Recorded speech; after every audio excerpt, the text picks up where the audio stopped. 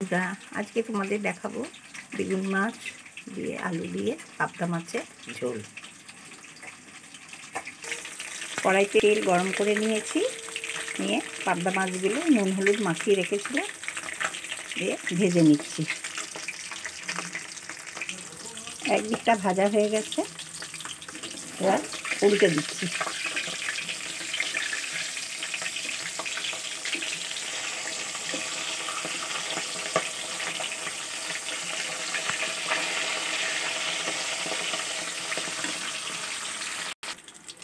মাছগুলো ভাজা হয়ে গেল,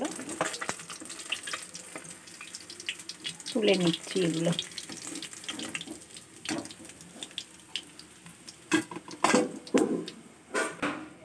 আবার কটা আছে, দিয়ে দিচ্ছি।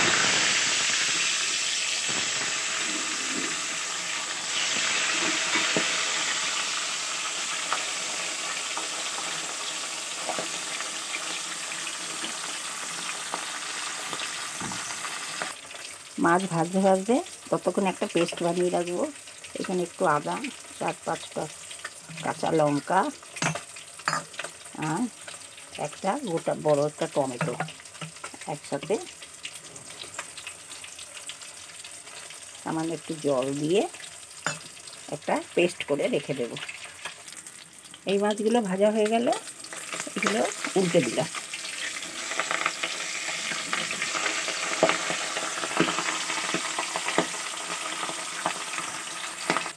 মাছ ভাজতে ভাজতে এদিকে আদা, টমেটো, কাঁচা লঙ্কার পেস্টটাও বানিয়ে নিলাম।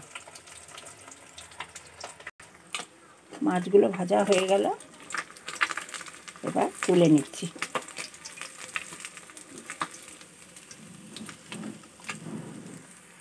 মাছগুলো সুন্দর করে ভাজা হয়ে গেছে, দেখো। এবার ওই তেলেই বেগুনগুলো ভেজে নেব।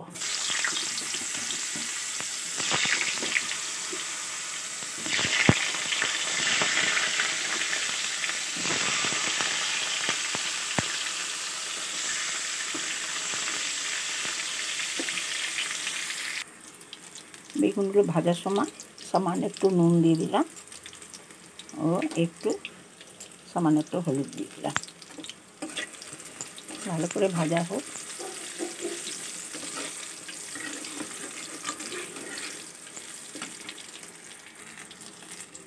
বেগুনগুলো ভালো করে ভাজা হয়ে গেছে, এবার তুলে নিলাম।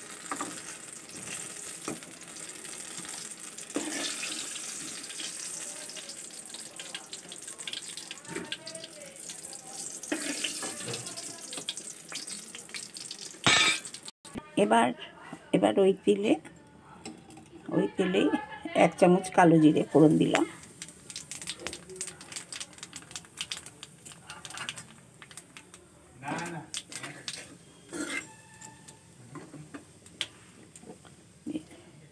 আলুগুলো দিয়ে দিলাম।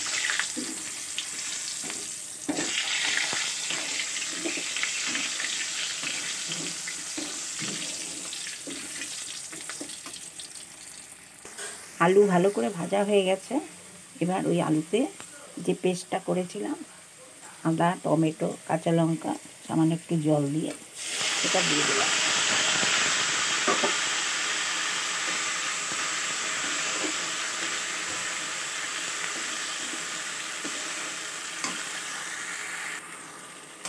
ভালো করে নাড়াচাড়া করে আদা, টমেটোর কাঁচা গন্ধটা একটু কাটলে এই মিক্সির বাটি ধোয়া জলটা দিয়ে দিলাম।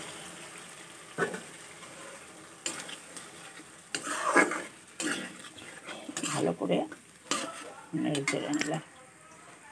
নেড়ে চেড়ে নিলাম। একটু কষানো হোক। পেস্টটা দিয়ে নাড়াচাড়া করার পরে এটাকে মশলাগুলো দিয়ে দেবো। 1 চামচ হলুদ,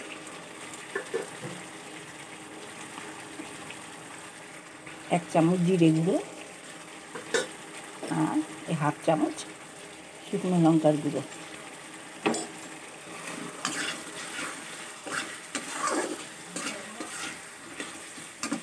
এবং স্বাদ মতো লবণ। দিয়ে ভালো করে কষাতে হবে। ভালো করে কষানো হয়ে গেছে, এবার জল দিয়ে দেব।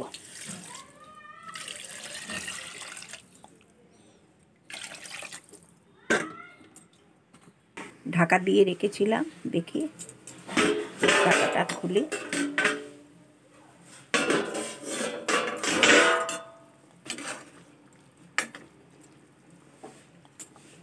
চারটে চেরা কাঁচা লঙ্কা দিয়ে দিলাম।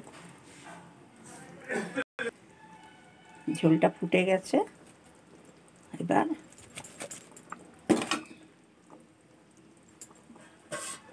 আলুটা দেখি সেদ্ধ হয়েছে নাকি। হ্যাঁ, সেদ্ধ হয়ে গেছে, আলু সেদ্ধ হয়ে গেছে। এবার এই বেগুন আর মাছ দিয়ে দিলাম।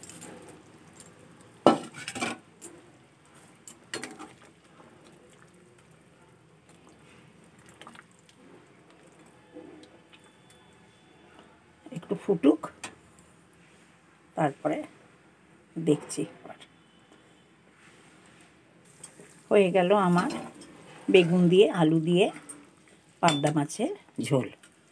এই নামানোর আগে একটু ধনেপাতা দিয়ে দিলাম।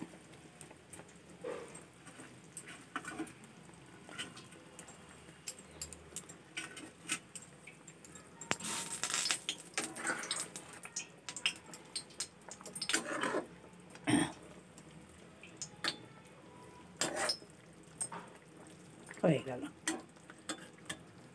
তোমাদের কেমন লাগলো কমেন্ট করে আমাকে জানাবে, তাহলে তো আমি বুঝতে পারবো কেমন হয়েছে। খুব ভালো থেকো,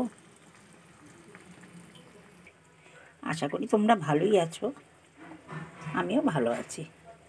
অনেক অনেক ধন্যবাদ।